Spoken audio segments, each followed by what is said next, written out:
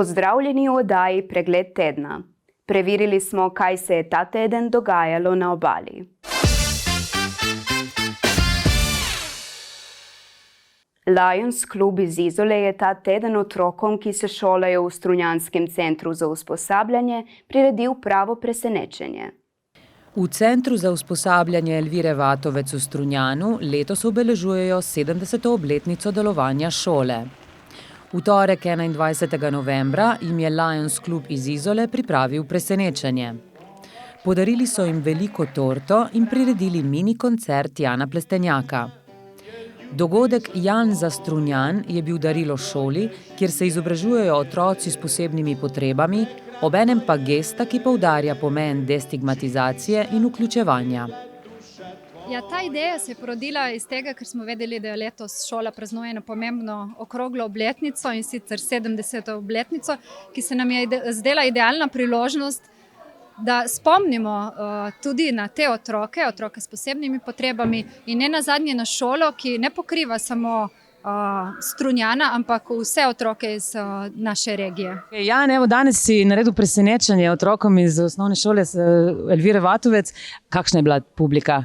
Ja, enkratni so bili, ampak to je seveda mogoče zame bolj zahteven kot nek dvoranski koncert, ker tam pridejo fani, tukaj so pa otroci, eni te poznajo, eni ne, eni poznajo pesmi, in moraš zelo na energijo igrati in tudi zelo so občutljivi. Če imaš dobro energijo, so s tabo, če ne, pa jim je čisto vseeno, otroci se nič ne ozirajo. Jaz sem tukaj predvsem zato, da opozorimo rad bi en poklon dal vsem ljudem, ki se individualno ukvarjajo s temi otroki.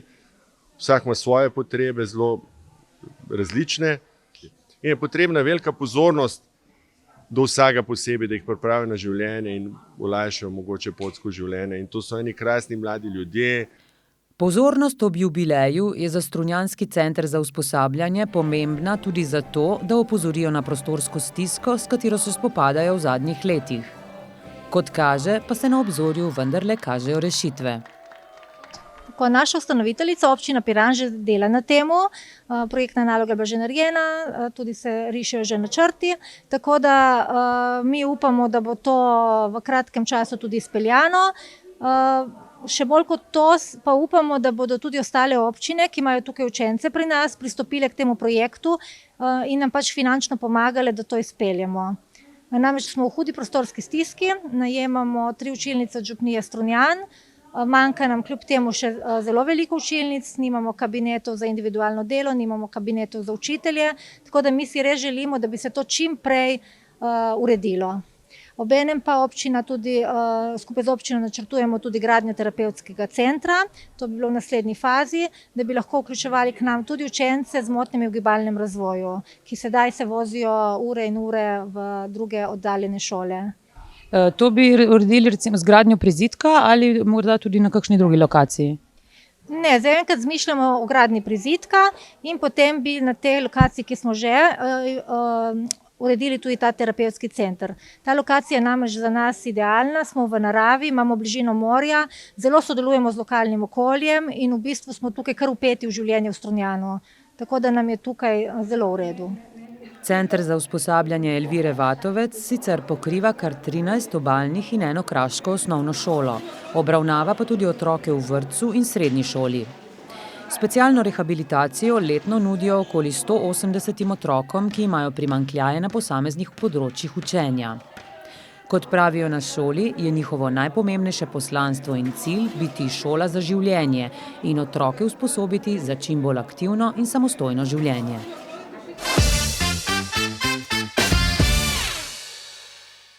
Podhod za pešce na nekdanjem mejnem prehodu v Škofijah je več kot po 10 letih še vedno nikogaršnji. Po mnenju koprske občine je podhod domena Darsa, po mnenju Darsa pa domena občine. Na nekdanjem mejnem prehodu Škofije se nahaja podhod za pešce, ki je očitno nikogaršnji. Že leta 2014 se je začelo prelaganje odgovornosti, kdo je pristojen za vzdrževanje podhoda na vstopni točki v našo državo. Po skoraj 10 letih še vedno ni jasno, v domeno koga sodi škofijski podhod. Žogico si podajajo mestna občina Koper in državni Dars. Na koprski občini so prepričani, da je podhod v domeni Darsa, ker podhod poteka pod hitro cesto, ki je v njihovi domeni. Na Darsu pa trdijo, da je hitra cesta res da v njihovem upravljanju in vzdrževanju, ne pa tudi podhod. Na naše poizvedovanje so z občine poslali naslednji odgovor.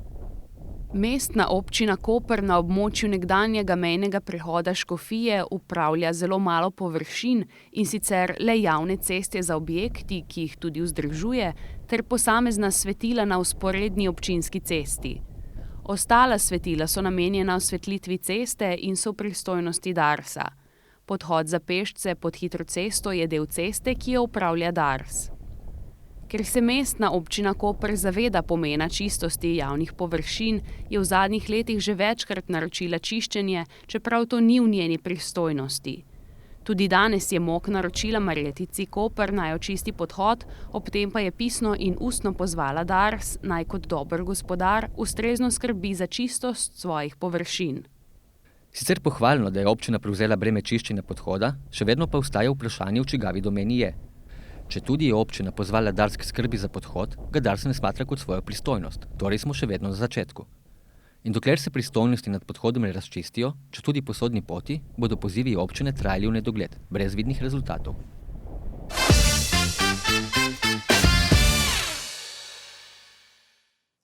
Z donacijo je bila obnovljena osnovna šola Šmarje pri Kopru. Preverili smo, kaj so prenovili. Poletna neurja so v slovenski Istri povzročila veliko škode. Med poškodovanimi stavbami je bila tudi osnovna šola v Šmarjah, kjer je avgustovski močen veter odnesel streho. Po dvomesečni prenovi je šola zdaj videti kot nova. V prvi vrsti smo obnovili streho, tisti del strehe, ki jo je v neurju odpihnilo. Gre za enih dobrih 200 kvadratov strehe, strešne kritine. Obnovili smo en vdor pod parkiriščem, ker se je prišel do vdora in nekako poškodovanja parkirišča. Zdaj obnavljamo ograjo v okolici šole, ki je bila tudi poškodovana. Govorimo o ograji, zaščitni ograji na igrišču. Poleg vseh v notranjosti, kar je še bilo, so bile poškodovano pohištvo, vrata, napiti zidovi in pač to, kar je bilo pleskanja tlakov in podobnih stvari. Šola je prenovljena s pomočjo donacije Gorenjske banke. Kako je prišlo do tega? V bistvu kot strela z jasnega, ker mi z Gorenjsko banko nismo imeli nobenih poslovnih odnosov, nikoli nismo z njimi sodelovali. In je to prišlo v bistvu v roku 24 ur, smo že dobili prvo informacijo, da so pripravljeni nam darovati 100 000 evrov, kar so potem tudi naredili. Poleti je Gorenjska banka prispevala tudi denar za obnovo vrtcev v Mengšu, da bi podprli izobraževanje otrok na pragu novega šolskega leta. Sodelovanje med šolo in banko je enkratno. Mislim, z banko zdaj upam, da ne bo več takih nesreč, da v smislu nekih donacij. Šole poslujemo preko UJP računov, torej nimamo nekih direktnih sodelovanj z bankami, pa tudi če so, recimo v primeru kakšne bančne kartice, gre za zelo minorna in manjša plačila kakšnih spletnih storitev. Zanimalo nas je, ali je v obnovljeni šoli še stvari, ki potrebujejo prenovo. Vedno se še kaj rabi, imamo dotrajana kakšna stara okna, ampak to v dogovoru z občino vsako leto kaj popravimo, tako da je stvar v teku. Pouk v osnovni šoli Šmarje pri Kopru bo v letošnjem šolskem letu nadalje potekal nemoteno.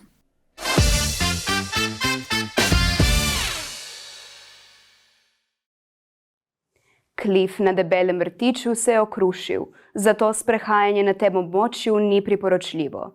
Govorili smo z naravovarstvenim nadzornikom Janijem Turkom. Namesto sprehajanja po robu klifa na Debelem Rtiču raje izberite kakšno drugo pot, saj se je nedavno nazaj Flišni klif začel krušiti. Na to vpliva več dejavnikov. Recimo v zadnjih mesecih, smo priča visokemu plimovanju, močnemu vetru. To pomeni pač, da se na obrežju morje klif spodjeda. Po drugi strani pa močne padavine oziroma mogoče celo lanska velika suša. Najprej površje sušila, potem pa dosti padavin, dosti vode je spet to razmočilo in najprej nastala razpoka. Na to pa že čez par dni v bistvu se je iz te razpoke nastala kar ena velika stopnica. Stanja ne bodo sanirali, saj gre za naravni pojav. V Krajinskem parku Debeli rtič pa stremijo k temu, da naravne pojave ohranjajo. Ta odlomni rob, kakor mu pravimo, smo ogradili. Zdaj seveda ni priporočljivo hoditi na drugo stran ograde, mimo nje se nekako da priti. So pa tukaj na tem mestu mogoče dobrodošla priporočila za obiskovalce, da sploh se ne sprehajajo po tem gozdnatem delu klifa, po robu klifa, ker na ta način v bistvu teptamo te mlade rastline, grmovnice in s tem zaviramo obraščanje klifa, kar pa v bistvu pripomore k počasnejšemu krušenju. Več o eroziji klifov in ostalih naravnih pojavih v Krajinskem parku Debeli rtič si lahko preberete na tablah, ki so jih nedavno postavili na morski in panoramski učni poti.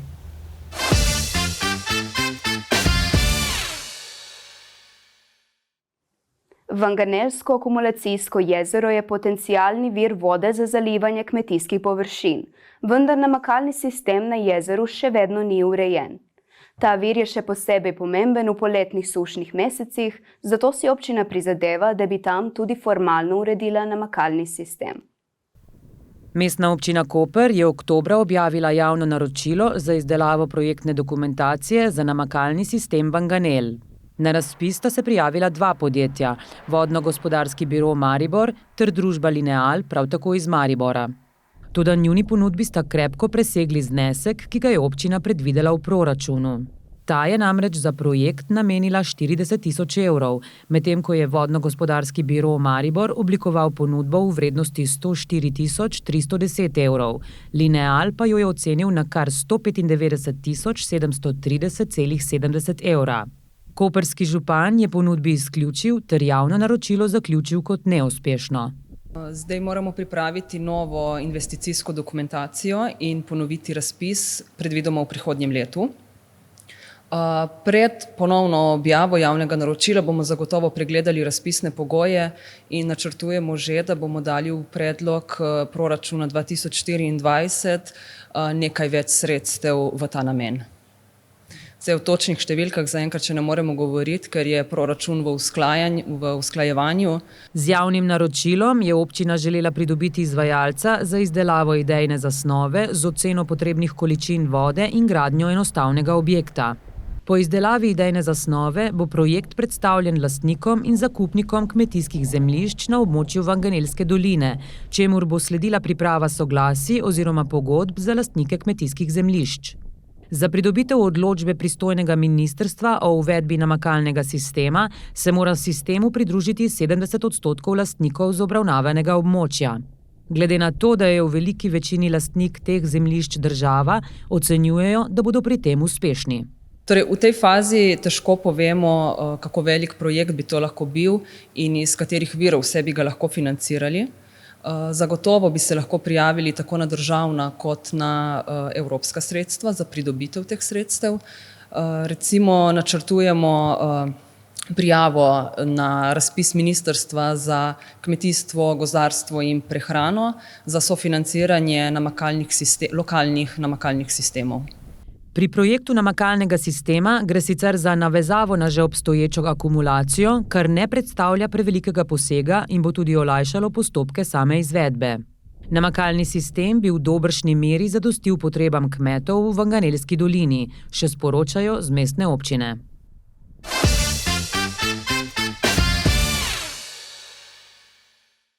V Kopru bodo oddajali prodajne hiške na potniškem terminalu. Mestna občina Koper je objavila razpis za oddajo prodajnih hišk na potniškem terminalu. Oddajali bodo 5 hišk za obdobje od 1. februarja do 31. decembra 2024. Kakšne najemnike iščejo? Torej, prodajne hiške se oddajajo predvsem z namenom zagotoviti ponudbo turistom, predvsem tukaj govorimo o potnikih potniških ladij. Torej, da si lahko ob prihodu v Koper kupijo spominke, ki jih bodo spominjali na obisk našega mesta, torej različne izdelke z napisom Koper, od magnetkov do kap in majic, pa potem tudi pristne istrske izdelke, kot recimo domače lokalno vino, olje, med, tartufe, do izdelkov, domače obrti in pa razglednice, turistične knjige in podobno. Bo pa možna tudi ponudba, turistična ponudba, recimo izletov, vendar ponudba, ki je različna od tiste, ki jo že ladjarji ponujajo svojim gostom. Izklicna cena letne uporabnine za prodajne hiške znaša 1200 evrov. Izbrani ponudniki v najem dobijo prodajno hiško ter eno vtičnico oziroma priklop na elektriko in tokovino. Priključek za vodo ni predviden. Torej, pogoji in merila so jasno navedena v razpisu. Šlo bo za točkovanje, in sicer na podlagi zanimivosti in kakovosti ponudbe in pa ponujene uporabnine. Torej, kdor bo dobil več točk za posamezno prodajno hiško, bo jo tudi dobil v najem. Prodajne hiške morajo obratovati po točno določenem urniku. Je omejitev v tem, da se lahko posamezni ponudnik prijavi zgolj za eno prodajno hiško, in pa omejitev bo tudi v urniku obratovanja prodajnih hišk, torej morajo biti odprte na dneve prihodov potniških ladij in vsaj od prihoda potniške ladje pa do vkrcanja potnikov na potniško ladjo pred odhodom. Lokacija na potniškem terminalu je zelo zaželena zaradi prometa v času prihodov križark. Potniški terminal je prvi stik potnikov potniških ladij ob prihodu v Koper in hkrati zadnji stik pred odhodom. Tako da lahko tam opravijo še zadnje nakupe, ki jih mogoče niso opravili med sprehodom po Kopru. Gre za zelo frekventno lokacijo. Če pomislimo, da že ena sama potniška ladja pripelje v Koper od več 100 do več tisoč gostov in da v celotni letošnji sezoni, ki je bila rekordna, je v Koper prišlo približno 120 tisoč gostov, vemo, da pač je frekventna lokacija, atraktivna za ponudnike in pa tudi gostje, ki se tam zadržujejo, lahko rečemo, da so malo premožnejši. Rok za oddajo prijav je 30. november. Prijave pa je treba poslati kot priporočeno pošiljko po pošti na naslov Mestne občine Koper.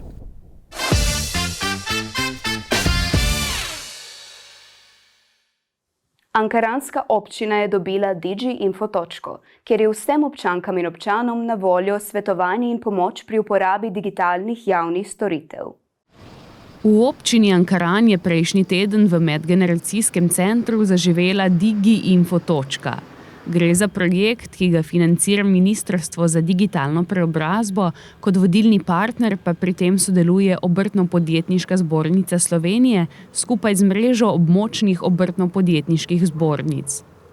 Namen točk je svetovanje in pomoč pri uporabi digitalnih javnih storitev, s čimer pripomorejo k dvigu digitalnih kompetenc prebivalcev Slovenije.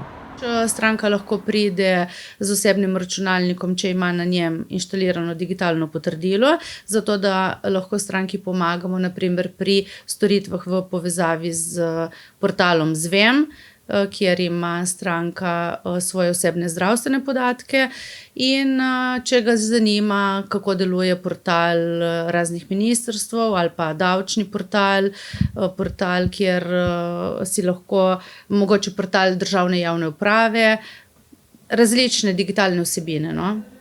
Namenjena je vsem občankam in občanom, deluje pa 18 ur na teden po ustaljenem urniku v dopoldanskem in popoldanskem času. Obisk na DigiInfo točkah je, sicer morda še ljudje komaj spoznavajo to našo vrsto svetovanja in pomoči. Zabeležili smo, ker moramo svetovanja tudi elektronsko beležiti, cirka okrog 30 obiskov smo imeli na 3 naših točkah, torej v Kopru, v Šalari in v Ankaranu. V Sloveniji deluje 222 DigiInfo točk. Na obali jih imamo še v občini Piran, na sedežu območne obrtno-podjetniške zbornice Piran, v območni obrtno-podjetniški zbornici Izola, v Kopru pa sta točki v obrtni coni Šalara in v območni obrtno-podjetniški zbornici Koper.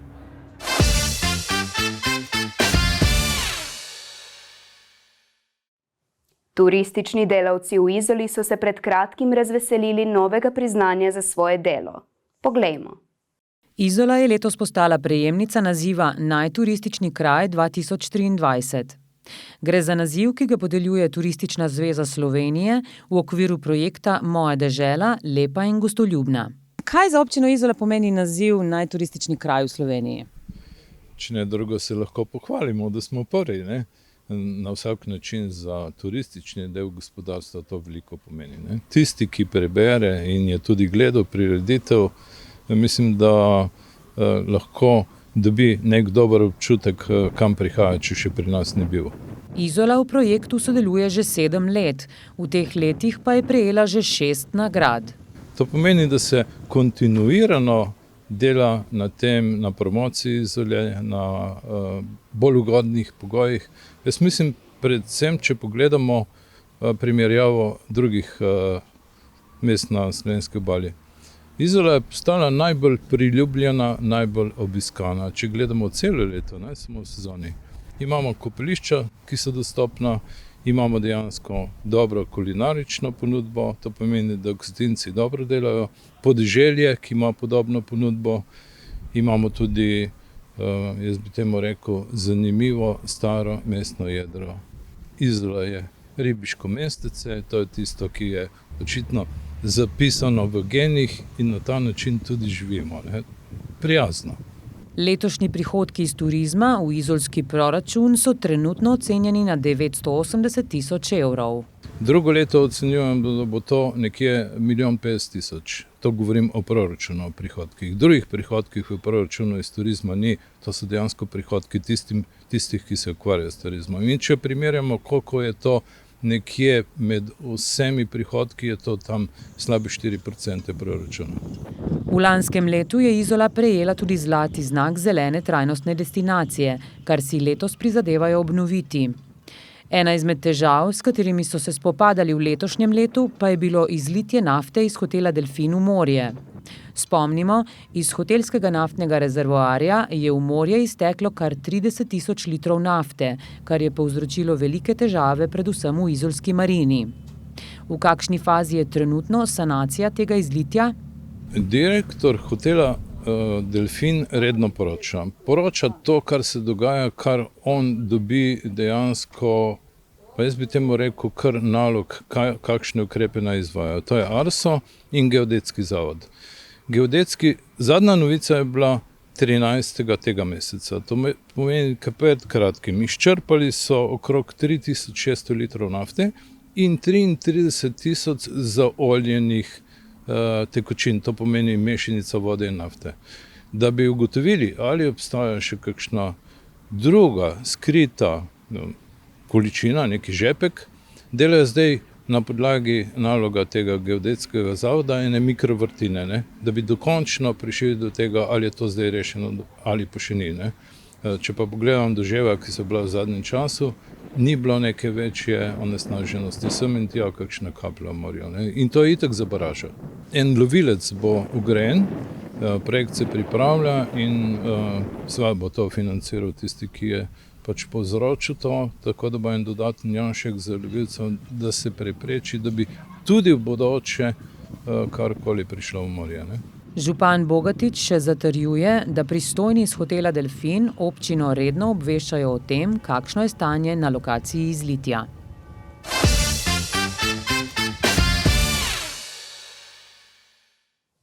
V tem tednu je po celi Sloveniji potekal teden splošnih knjižnic, preko katerega so preko dogodkov in delavnic ozaveščali o pomenu branja in obiskovanja knjižnic.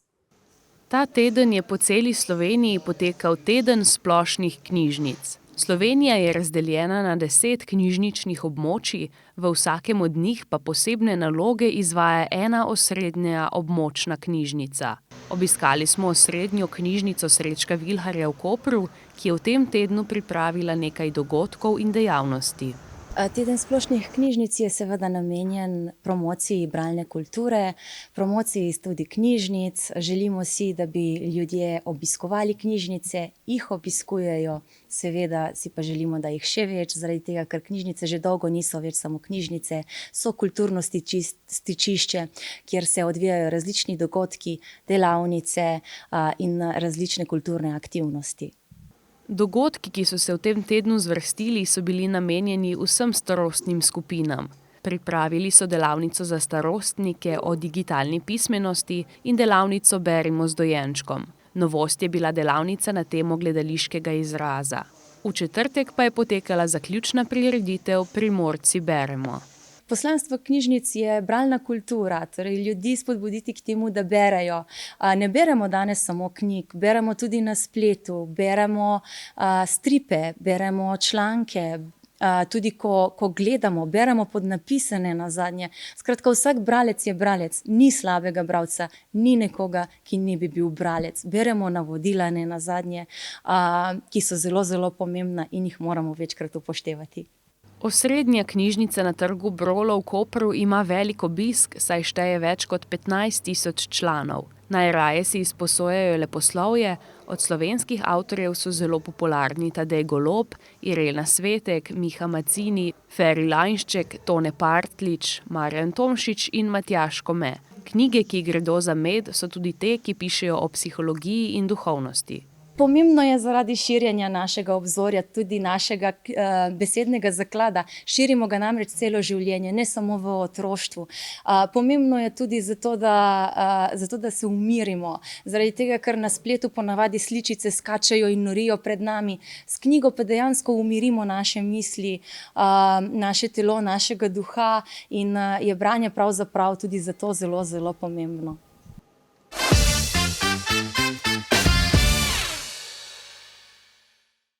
Obiskali smo modno revijo v Izoli, kjer so nam pokazali, da so tudi rabljena oblačila lahko modna. Ta teden poteka Evropski teden zmanjševanja odpadkov. Komunala Izola je v ta namen organizirala trajnostno modno revijo. Modne kose so predstavili v četrtek v koncertni dvorani Glasbene šole Izola. Ključni poudarki so vsekakor osveščanje ljudi, da se da marsikaj narediti z malimi koraki. In primer takšnih malih korakov je tudi ponovna uporaba različnih predmetov, med drugim tudi oblačil. Zakaj oblačila? Ogromno se je v zadnjih letih povečala količina odpadne embalaže, ogromno se je povečalo število nakupov preko interneta, torej preko spletnih prodaj in ki ima za posledico povečano število odpadkov. Da bi občinstvu pokazali lepoto ponovne uporabe, so bila oblačila na modni reviji iz Centra uporabnih predmetov. Že leta 2015 smo dejansko s komunalo Izola ugotovili, da je teh še uporabnih predmetov, ki konča na zbirnem centru na deponiji, preveč. In se odločili narediti najprej en prvi cupek, en prvi kotiček na lokaciji zbirnega centra, ko so pa prišla ustrezna evropska sredstva na obzorje, smo pa to priložnost ubrali z razpisom Las Istre in pripravili projekt za odprtje tovrstnega centra v samem mestnem jedru. Posebnost modne revije so bili tudi modeli, uporabniki centra vseh starosti. Želimo pokazati, kakšni smo ljudje v resnici. V resnici nismo vse ženske 90, 60, 90 in popolnih nekih oblik in višin, ampak smo izbrali v bistvu uporabnike, ki so želeli sami sodelovati, ne glede na njihove oblike in obline, ker je lepota drugje. Čeprav so trajnostni modni izdelki okolju prijaznejši in včasih tudi bolj kakovostni, imajo ljudje še vedno zadržke do nakupa rabljenih oblačil. Ja, sploh na obali imamo še ogromno te miselnosti, da nekaj, kar je že uporabljeno, da to ni okej. Da bodi si bo nekdo rekel, olej ga nima, za si kupiti novo, ampak danes vidimo, da danes vsak ima za si kupiti novo, ker to novo res tudi tako malo stane in se moramo začeti spraševati, kakšen strošek plačuje naš planet za to, da imamo mi lahko tako poceni kose, ki jih kupimo na internetu za par evrov. Toda trajnostna moda postaja vse bolj priljubljena, kar dokazuje tudi navdušenje mladih manekenk. V bistvu lansko leto sem začela obiskovati trgovino tukaj v Izoli z rabljenimi predmeti in enostavno sem se zaljubila in od takrat naprej sem redna obiskovalka in zato tudi danes sodelujem tukaj.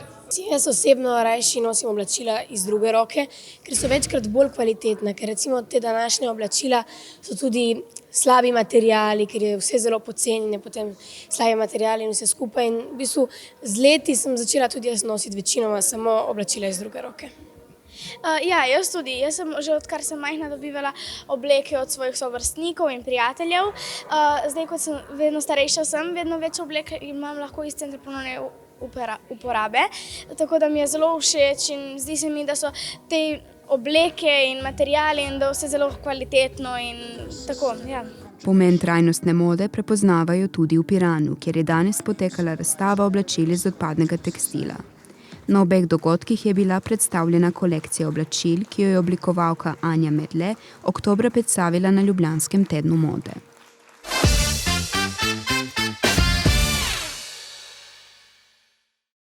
V ponedeljek je slovenska nogometna reprezentanca na tekmi proti Kazahstanu pokazala svoje nogometne veščine. Z zmago 2-1 se je uvrstila na Evropsko prvenstvo, ki bo prihodnje leto v Nemčiji. Na sprejemu nogometašev v Ljubljani v torek pa je selektor Matjaž Kek pokazal plesne veščine.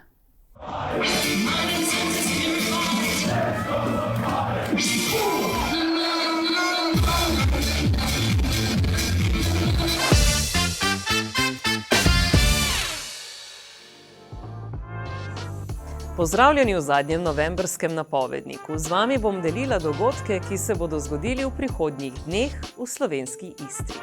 Te bo mnogo več kot v zadnjih nekaj tednih. Namreč vsi arhitekturni navdušenci se lahko jutri v soboto udeležite mednarodne konference o arhitekturi v Avditoriju Portorož s pričetkom ob 10. uri dopoldan. Za otroke, tiste z otroci in vse, ki negujejo svojega notranjega otroka, pa se bo v popoldanskem času v kulturnem domu Izoli odvila plesna pravljica Objemi drevo. Pričetek ob 17. Če bi radi za en večer spremenili okolje, a ostali v duhu lokalnih glasbenikov, se lahko odpravite v posvetno dvorano v občine. Tam bo potekal koncertni večer Karavana Kafana, kjer se bo zvrstilo skoraj 10 glasbenikov. Pričetek ob 20:30 minut. Tisti, ki bi raje ostali bližje domu, pa se lahko odpravite v Rifugio bar v Kopru. Lokalna rock zasedba The Chillers bo oder zasedla ob 22. uri. Ob isti uri se bo v gledališču Tartini Piran pričela lirična drama Malombra. Uro in pol kasneje, ob 20:30 minut, se bo v Centru mladih odvil finalni natečaj CMK Studio Live Volume 4. Pomerili se bodo Krira, Liquid Gasoline in Ghastly Ashes. V sredo zvečer, 29.11. pa se nadaljuje festival šelestenja v protokolarno prireditveni dvorani Svetega Frančiška Asiškega. Za vse ljubitelje simfoničnega roka bodo nastopili Jure Ivanušič in Nordund. Pričetek ob 19:30 minut.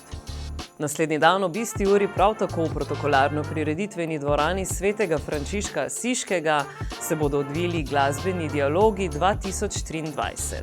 Nastopila bo Carosi Giulia Quartet. V večernih urah v četrtek se bo v Avditoriju Portorož odvil stand-up večer s Perico Jerkovičem, Alešom Novakom in Alenom Boriškom. Tisti, ki bo najvišje stal, bo največ publike nasmejal. Na prvi dan decembra se bo v Avditoriju Portorož odvila 30. obletnica likovnega društva Solinar Piran. Pričetek ob 19. uri. Sedaj pa še nekaj dogodkov za vse veselo decembrske navdušence. V soju prazničnih luči se tako lahko veselite z Baby Boom zasedbo v izolskem parku Pietro Kopo. Pričetek ob 17. uri. Čez 2 uri ob 19. pa se lahko odprtega srca odpravite v veseli december na dobrodelni prireditvi v Avditoriju Portorož. Program bodo izvedli slovenski glasbeniki, ki so se svojemu honorarju za ta večer odpovedali v dobrodelni namen. Na isti večer pa bo decembrsko vzdušje v Kopru otvoril en big band. Nastopili bodo v protokolarno prireditveni dvorani Svetega Frančiška Asiškega v Kopru s pričetkom ob 19. To je bilo z naše strani vse. Želimo vam prijeten vstop v decembrske dni. Več o napovedniku pa si lahko preberete na naši spletni strani www.megafon.si ali pa v naslednji ediciji časopisa Megafon. Do naslednjič!